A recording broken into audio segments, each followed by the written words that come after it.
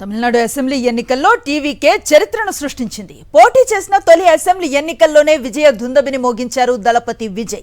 Real జననాయకన్గా అవతరించారు. ప్రభుత్వ ఏర్పాటుకు రెడీ అవుతున్నారు.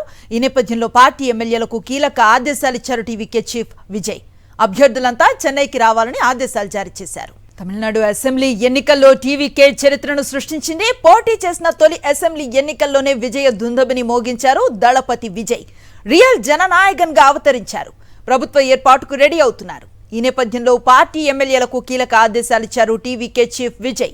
అభ్యర్థులంతా చెన్నైకి రావాలని ఆదేశాలను జారీ చేశారు.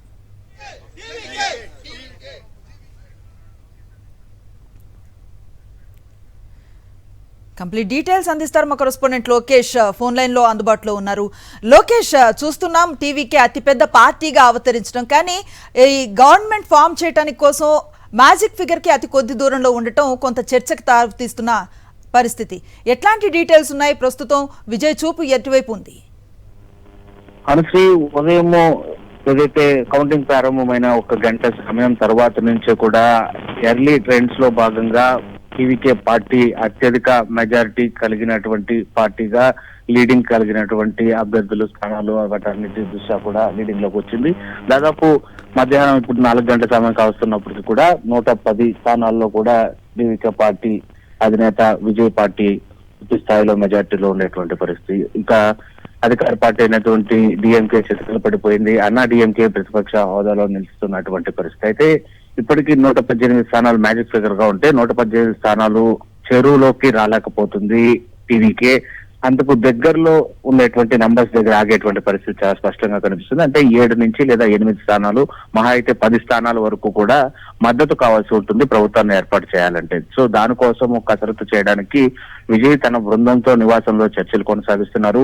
ఏ పార్టీతో పొత్తు పెట్టుకుంటే బాగుంటుంది, ఏ పార్టీ మద్దతు కోరితే బాగుంటుంది, ఆ మద్దతు కోరినటువంటి పార్టీలు ఎలాంటి కోరికలు కోరుతాయి, వాటి సాధ్యాసాధ్యాలు ఏంటి, అది సాధ్యమైనంత నేపథ్యంలోనే ప్రజలకు ఇచ్చినటువంటి హామీలు నెరవేర్చడానికి వీలవుతుందా లేదా, ఇలాంటి అంశాలన్నిటి పైన కూడా సుదీర్ఘమైనటువంటి చర్చ మధ్యాహ్నం నుంచే కొనసాగుతున్నటువంటి పరిస్థితి. అయితే మధ్యాహ్నం వరకు కూడా ఒకంత భరోసాతోనే ఉన్నారు విజయ్. ఏదైతే మ్యాజిక్ ఫిగర్ ను దాటి ప్రభుత్వాన్ని ఏర్పాటు చేయడానికి ఫుల్ మెజారిటీ తమకు వస్తుంది అనేటువంటి విశ్వాసంతో ఉన్నారు. కానీ ఇప్పుడు ప్రస్తుతం సమయం 4:30 దాటినప్పటికీ కూడా ఇంకా 110 స్థానాలకు మించి మెజారిటీ లీడ్స్ రావట్లేదు. అంటే 110 స్థానాల కంటే ఇంకా తక్కువ లేదా 110 స్థానాల వరకే మాత్రమే ఇటు టీవీకే పార్టీ కైవసం చేసుకునేటువంటి ఛాన్సెస్ ఉంది. కాబట్టి ఇక ప్రభుత్వం ఫామ్ చేయాలంటే, గవర్నమెంట్ ఏర్పాటు చేయాలంటే మాత్రం ఖచ్చితంగా మరో 8 స్థానాల నుంచి 10 స్థానాల వరకు అవసరం ఉంటాయి. కాబట్టి ఈ రకమైనటువంటి కసరత్తు జరుగుతుంది. అయితే ప్రస్తుతం తమ పార్టీలో ఉండేటువంటి అభ్యర్థులను మరో పార్టీకి వైపు మొగ్గు చూపకుండా ఉండటం కోసం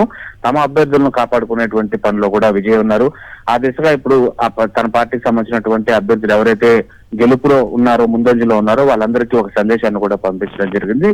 అక్కడ కౌంటింగ్ కేంద్రాల వద్దకు వెళ్లి గెలిచినటువంటి అభ్యర్థులందరూ కూడా వన్స్ రిజల్ట్స్ డిక్లరేషన్ అయిపోయిన తర్వాత, డిక్లరేషన్ ఫామ్ తీసుకున్న తర్వాత చెన్నైలో ఉన్నటువంటి ప్రస్తుత అభ్యర్థులందరూ కూడా తమ నివాసం వద్ద వచ్చి కలవాలని, మిగిలినటువంటి అభ్యర్థులందరూ కూడా రేపు సమావేశం అవ్వడానికి ఒక స్థలాన్ని నిర్ణయించి తమకు సందేశం పంపిస్తామని చెప్పి కూడా చెప్పడం జరిగింది. సో మొత్తం మీద ప్రభుత్వాన్ని ఏర్పాటుకు సంసిద్ధంగా విజయ్ ఉన్నప్పటికీ కూడా ఏ పార్టీ మద్దతుతో ముందుకెళ్ళబోతున్నాడు, ఎలాంటి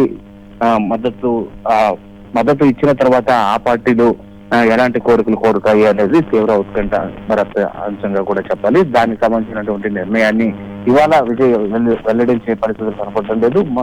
రేపో లేదా తమకి సంబంధించినటువంటి అభ్యర్థులు, అదేవిధంగా ముఖ్య నేతలతో సమావేశం నిర్వహణ తరువాత గవర్నమెంట్ ఫామ్ చేయడానికి తన నిర్ణయాన్ని ఇటు మీడియా ముఖంగానే బహిర్ముఖంగానే వెల్లడించే అవకాశాలు కనిపిస్తున్నాయి. అదైతే సమయభావం తీసుకునేటువంటి పరిస్థితి ఇక్కడ కనిపిస్తుంది. Right, thank you Lokesh.